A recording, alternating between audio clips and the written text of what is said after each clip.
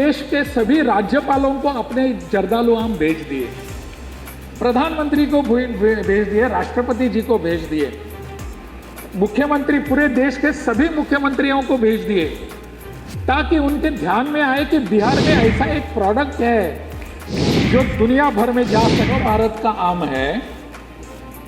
क्या हम आने वाले समय में दुनिया भर के लोगों को बताएंगे कि भारत का आम जर्दालू है?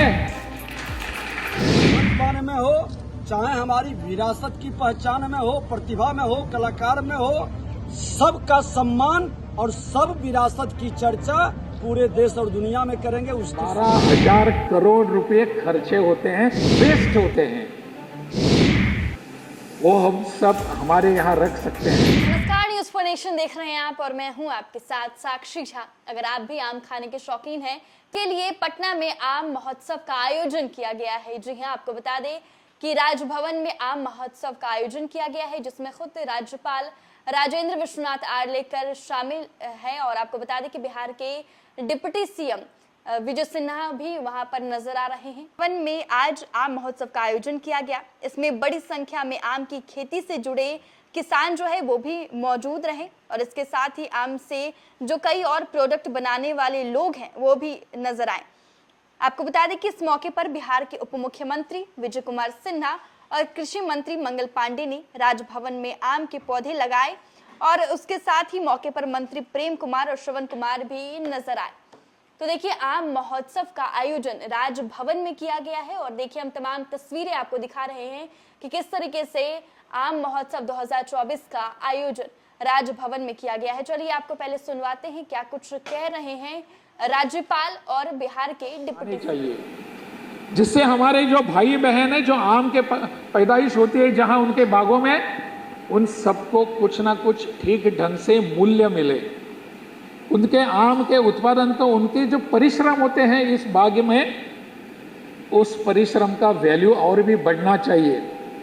इसलिए इसके और कुछ व्यंजन हो सकते हैं, तो अपने बिहार में ही ऐसे बहुत सारे लोग हैं जो करते हैं इसके लिए। उन लोगों को भी हमने बुलाया और यहाँ बताया कि आप आपकी भी प्रदर्शनी करिए। इसको पैकेजिंग का भी बहुत बड़ा एक दुविधा होती है, कैसे करें पैकेजिंग। पैकेजिंग करने के लिए हमको मुंबई में जाना पड़ता है, वहां से डिजाइन बनवा के लाते पड़ते हैं और यहाँ करना पड़ता है। अपने यहाँ इसके लिए पैकेजिंग के यूनिट बनने चाहिए। केवल पैकेजिंग ठीक नहीं है, केवल पैकेजिंग ठीक नहीं है, इसलिए हमारे आम जो बाहर जाते हैं उनमें से 12,000 करोड़ रुपए खर्चे होते हैं, वेस्ट होते हैं, वो हम सब हमारे यहाँ रख सकते हैं। पैकेजिंग के यूनिट आने चाहिए, डिजाइन करना चाहिए, प्रेजेंटेशन होना चाहिए, ब्रांडिंग होना चाहिए, मार्केटिंग होना चाहिए। हमारा आम जब बाहर जाएगा अपने ही देश में, तब लोगों को पता चलेगा कि बिहार का आम ऐसा इतना अच्छा है, इसका स्वाद बहुत बढ़िया है। पिछले वर्ष मैंने प्रयास किया, हमारे कुलपति और उन्होंने मुझे बहुत सारे आम दे दिए। मैंने अपने देश के सभी राज्यपालों को अपने जर्दालू आम भेज दिए, प्रधानमंत्री को भेज दिए, राष्ट्रपति जी को भेज दिए, मुख्यमंत्री पूरे देश के सभी मुख्यमंत्रियों को भेज दिए, ताकि उनके ध्यान में आए कि बिहार में ऐसा एक प्रोडक्ट है जो दुनिया भर में जा सकता है। और इन 300 से ज्यादा प्रजातियां एक से बढ़कर एक है, हम किसी को भी कम आंक नहीं सकते।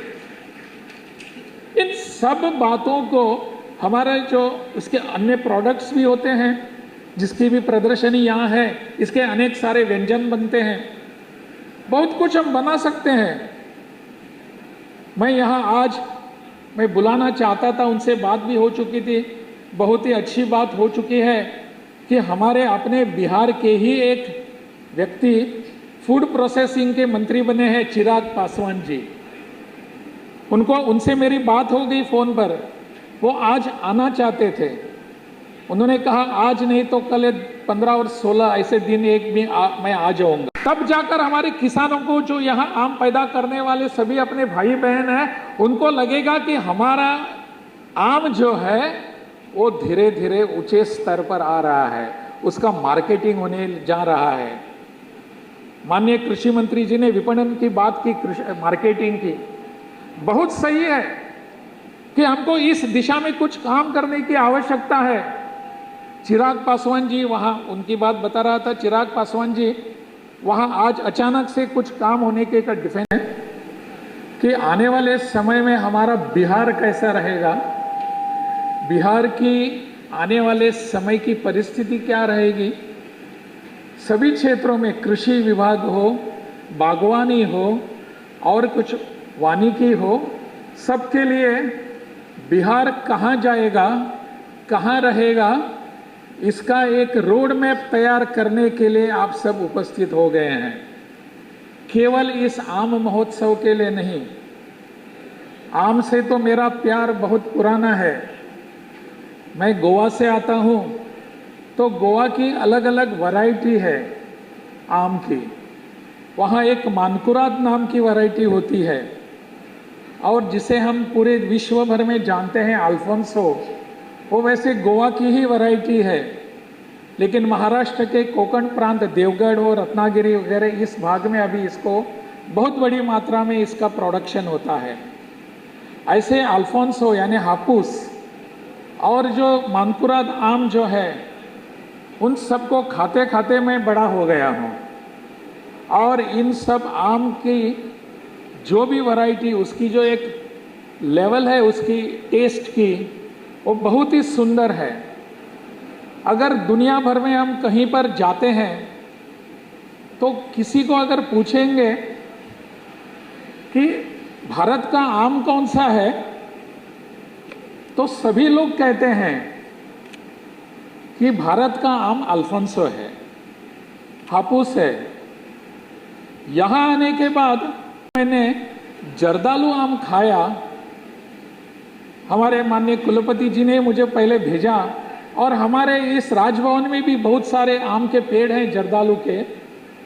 उनको सब खाने के बाद मुझे लगा कि दुनिया भर में जब जाते हैं तो लोग पूछने के बाद बताते हैं कि अल्फोंसो भारत का आम है। क्या हम आने वाले समय में दुनिया भर के लोगों को बताएंगे कि भारत का आम जर्दालू है, भागलपुर का जर्दालू भारत का आम है? क्या ऐसी परिस्थिति हम कर सकते हैं? निश्चित रूप से हम कर सकते हैं, क्यों नहीं। हमारा विश्वास है, हिम्मत है, हमारे बीच में उद्यमिता है, हम कर सकते हैं।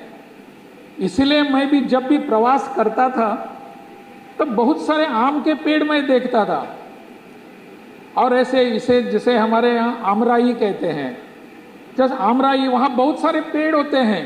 पहली बार शुरुआत हुई है और माननीय राज्यपाल महोदय जो पहल किए हैं, बिहार के मिट्टी का जो उपहार और वरदान है, ये वरदान पूरे देश और दुनिया को जाएगा।